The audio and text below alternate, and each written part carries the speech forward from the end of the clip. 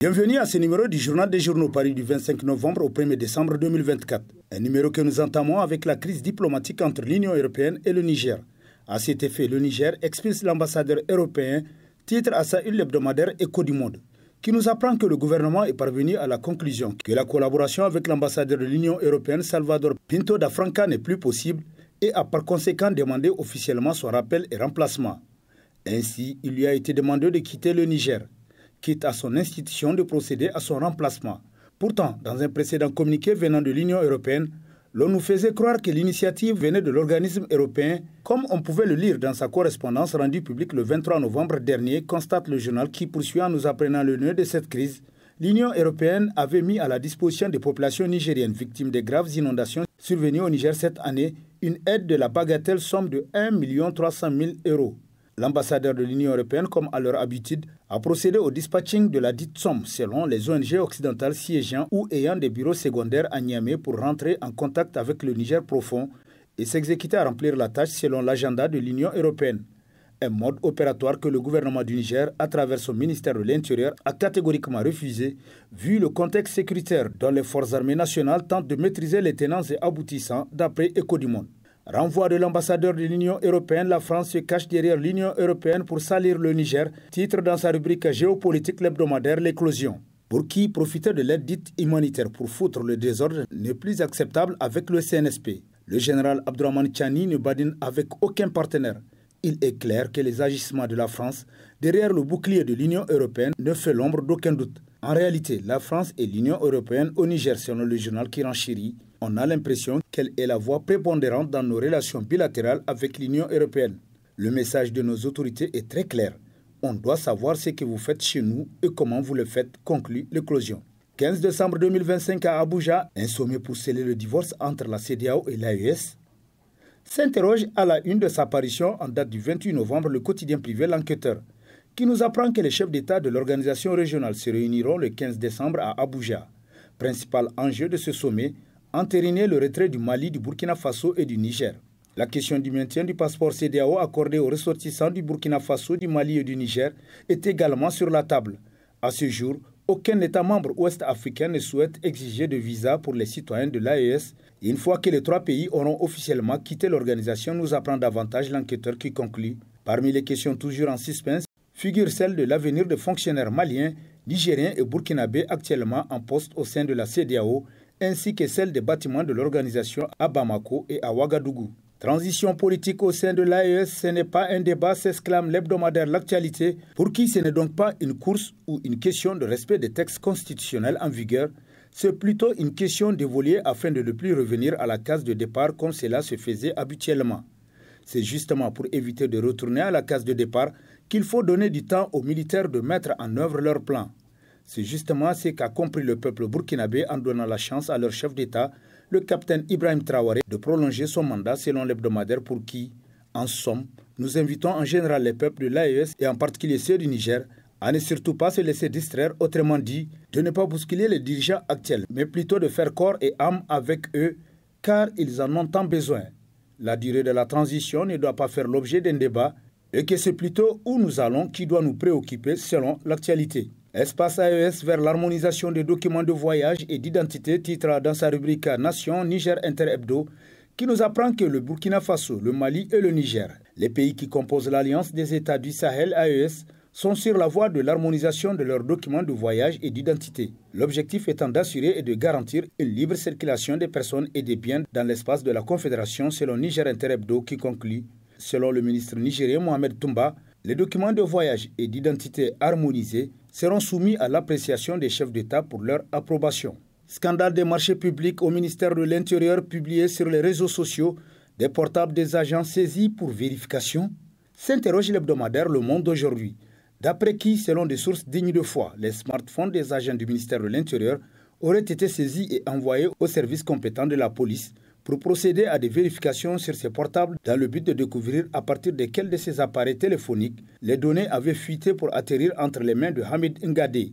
Si cette information se confirmait, cela signifierait que les marchés publics en question étaient bel et bien réels. En tout état de cause, au regard de la gravité des faits allégués dans ces révélations, le ministère de l'Intérieur devrait sortir officiellement pour apporter les éclaircissements nécessaires à même de rassurer les uns et les autres, conclut Le Monde aujourd'hui.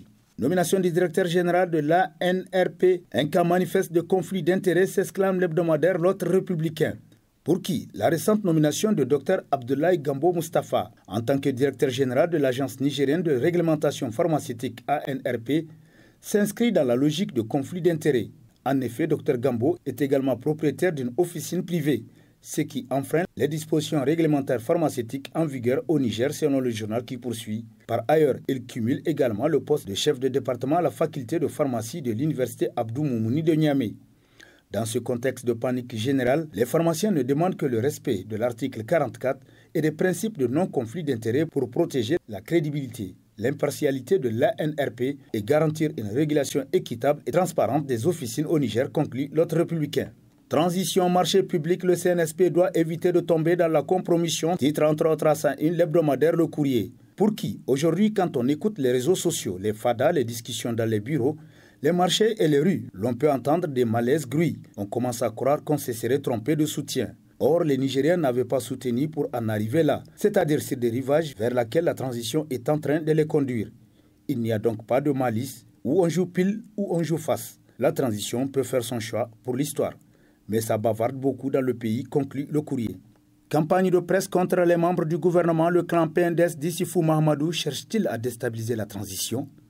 S'interroge à sa une l'hebdomadaire Le Nouveau Républicain, pour qui, l'on l'aura constaté ces derniers temps, une cabale est entreprise sur les réseaux sociaux de la place contre certains membres du gouvernement de la transition, du cabinet du président du CNSP et contre certains membres du CNSP. Le seul moyen de parvenir à leur funeste fin serait de déstabiliser au maximum la transition actuelle en éclaboussant l'image de ses dirigeants emblématiques.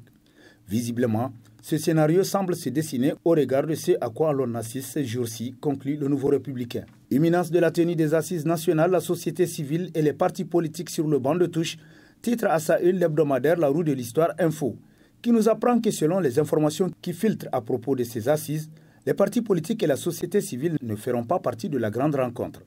Ce sont des personnalités identifiées intiti persona qui seront désignées pour y siéger. Si on s'en tient à ces informations, le format initial du forum et les modalités de son organisation ont totalement changé d'après le journal pour qui, de toutes les façons, on ne tardera pas à savoir le dernier mot du CNSP par rapport à ces assises nationales.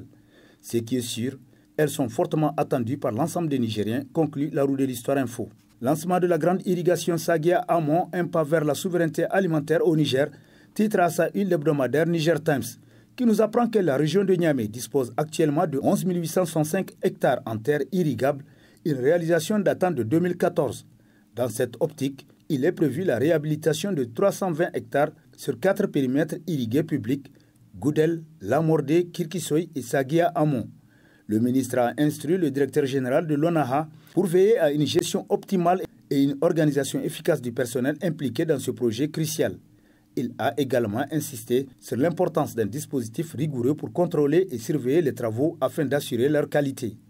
Notons que cet événement marque une étape significative vers un avenir agricole durable pour le Niger, conclut Niger Times. Plainte de Salim Bazoum contre le journal Le Monde aujourd'hui. Vaincu et perdu, Bazoum et son clan réclament 100 millions à un journal privé nigérien, s'exclame l'hebdomadaire satirique Le Canard en furie. Pour qui décidément, rien ne va chez Mohamed Bazoum et son clan, qui s'enfoncent de plus en plus dans leur mauvaise stratégie de lutte qui est sans issue. Abandonné par sa propre formation politique, à savoir le PNDS Tareya, ainsi que ses soutiens internationaux dont à leur tête la France, Mohamed Bazoum s'en remet paradoxalement à la justice nigérienne pour tenter de se renflouer en réclamant au journal Le Monde aujourd'hui la somme de 100 millions de nos francs pour diffamation contre Salim Bazoum. En règle générale, en matière de délit de diffamation commis par voie de presse, les plaignants en justice demandent très souvent, à titre de dommages et intérêts, un franc symbolique, constate le satirique qui poursuit. Mais dans le cas des Bazoum, c'est plus l'aspect pécuniaire qui aura été privilégié pour demander une telle somme d'argent tenue à un journal privé nigérien. C'est-à-dire tout simplement qu'ils sont tombés sur la tête selon le Canard en furie qui renchérit, car ils n'ont pas seulement perdu le pouvoir le 26 juillet 2023, mais en plus, ils ont perdu aussi la tête. Des nouveaux combattants déposent leurs armes. L'hémorragie continue au sein du FPL, titre à la une de sa parution en date du 28 novembre, le quotidien privé La Nation, qui s'interroge, que se passe-t-il réellement au sein du Front Patriotique de Libération FPL? Bien malin qui pourra répondre avec exactitude à cette question. Mais ce qui est sûr, c'est que ce mouvement rebelle créé pour désespérément tenter de restaurer le régime déchu n'est pas au mieux de sa forme. Il est en pleine déconfiture, en plein désarroi. Et pour cause, chaque jour apporte son lot de frictions, de scissions axiologiques, de départ et de reddition aux autorités nigériennes selon la nation. Sécurité et réconciliation, deux fronts armés déposent les armes, titre entre autres dans sa rubrique Nation, le quotidien gouvernemental Le Sahel, qui nous apprend qu'une centaine d'éléments de FPL et de MJRN, deux fronts armés opérant dans le Kawa, région d'Agadez, ont déposé les armes et se sont rendus aux autorités. La cérémonie de reddition des ex-combattants s'est déroulée le mercredi 27 novembre 2024 dans l'enceinte du camping municipal d'Agadez sous les auspices du gouverneur de la région, le général de brigade Ibra Boulama Issa. La coalition des mouvements FPL et MJRN décide ce jour 27 novembre 2024 de répondre à l'appel patriotique du président du CNSP chef de l'État, le général Abdourahmane Tiani, en mettant fin à la lutte armée qu'elle a engagée pour se faire entendre. Elle décide également de déposer et de rendre les armes, tient à informer par la même occasion l'opinion nationale et internationale qu'elle s'engage désormais à œuvrer aux côtés de ses frères nigériens à bâtir ensemble une nation souveraine et prospère dans la paix et la sécurité, souligne la déclaration conjointe telle que rapportée par le Sahel. L'amicale LTDK sombre dans le naufrage, titre dans ses colonnes le journal Miroir qui constate que depuis l'arrivée de M. Halidou Seydou Brema à la tête de l'amicale, la structure s'est sombrée dans un naufrage inégalé de son histoire. Conséquence de cette malgouvernance, l'amateurisme et le manque de créativité qui animent le président actuel de la structure. La démotivation et désengagement total des activités de l'amicale par les anciens cadres de la structure, le désengagement des partenaires traditionnels qui appuient la structure, le manque de sponsors, la démotivation de la base de toute activité de la structure. En effet, l'amateurisme et l'incompétence du bureau actuel a atteint son paroxysme lors de la dernière cérémonie annuelle de remise de récompense des meilleurs élèves et enseignants de l'école. L'organisation a été un véritable fiasco pour ne pas dire un échec.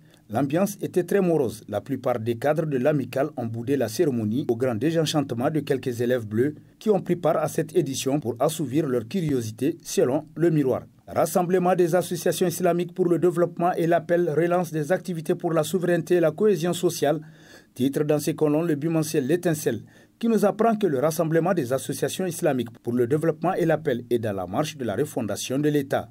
C'est la raison pour laquelle elle a tenu un grand prêche dans la capitale économique du Niger, Maradi, le 5 novembre 2024. L'objectif est de prôner les valeurs de souverainisme, encourager la poursuite des Kounout, des invocations et sensibiliser les fidèles musulmans sur les thématiques de la paix, de la tolérance et de la cohésion sociale. Ce sont des prêches qu'elle a l'habitude de faire. Aujourd'hui, le peuple a goûté à la liberté. On ne retournera plus en arrière, Inch'Allah. Il faut qu'on apporte notre concours, chacun dans son domaine d'expertise. Nos forces de défense et de sécurité sont partout pour nous protéger. Les oulémas sont dans les mosquées. Les citoyens doivent ouvrir les yeux face à l'évidence. On doit dénoncer tout soupçon selon l'Étincelle. Et sur ce prend fin le présent numéro de la revue de presse. Prochain rendez-vous, plaise à Dieu, dans une semaine avec toujours la même passion de vous servir. Bonne lecture et au revoir.